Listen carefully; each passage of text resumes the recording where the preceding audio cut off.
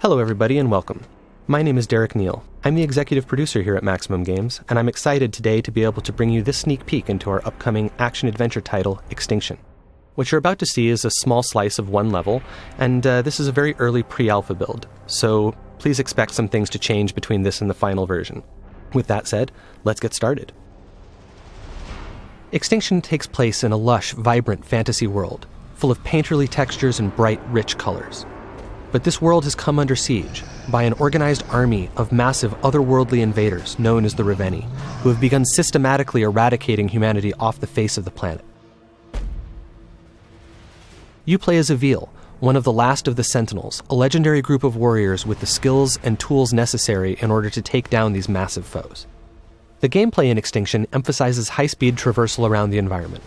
In addition to the basic jump and double jump, Avil can also run horizontally along walls, run vertically straight up walls, air dash through the sky, come floating back down gently, can bounce off of springy objects in the environment such as building awnings or treetops, and can use his whip like a grappling hook to get around. When he does this, time slows down, giving him time to plan his next move and make split-second decisions. Of course, Avil's ultimate goal is to save as much of humanity as possible.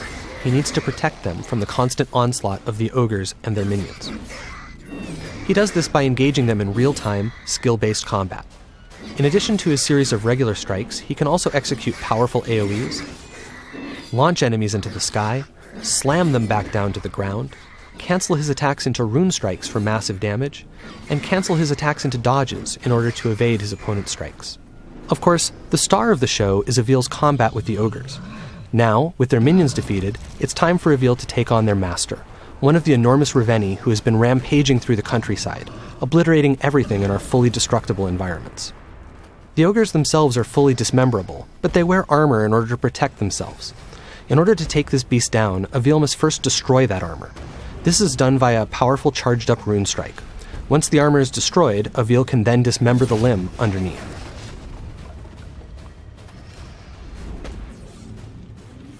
Dismembering limbs like this builds energy which Avil will need to ultimately be able to strike the finishing blow.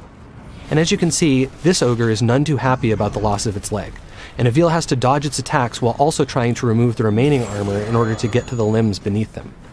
This is an extremely dangerous situation to be in because if any of these blows actually manages to hit Avil, it will be death in a single hit.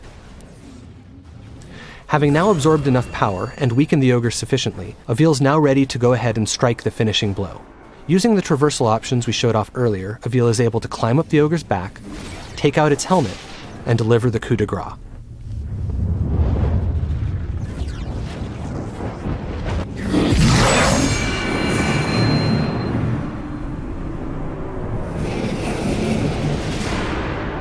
That was a relatively easy fight against a relatively basic opponent, but not all enemies are so simple. Depending on what armor, weapons, and abilities they have, each ogre presents its own unique challenges, and requires different strategies and tactics to take down. Here, we have an example of an ogre decked out in gold armor. This armor does open up some new traversal options for Avil, but as you can see, it's also much harder to remove. Each piece is protected by multiple latches that must be destroyed in order to remove it. 4 of them on each leg piece, and 2 on each arm piece.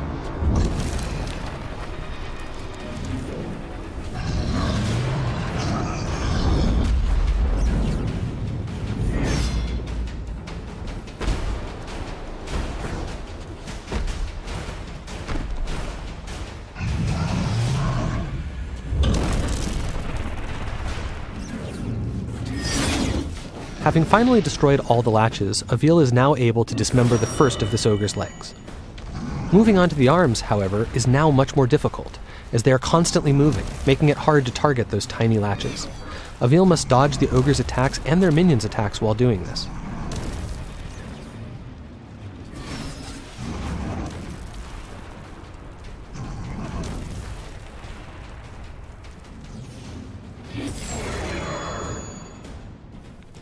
It has now taken sufficiently long to take down this ogre that its leg has regenerated, and it stood back up, but it no longer matters. Flush with energy from his last kill, Avil is ready. He climbs up the back of the ogre and is presented with one final challenge, staying up there long enough to take out its remaining armor. First, he removes the helmet, and then the collar. With these two obstacles out of the way and its neck exposed, Avil can finally go in for the kill. And so, the second ogre falls.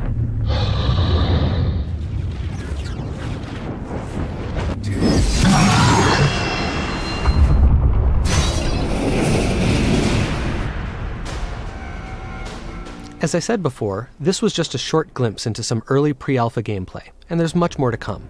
Go to Extinction.com to keep up with all the latest news and reveals, and I'll see you next time.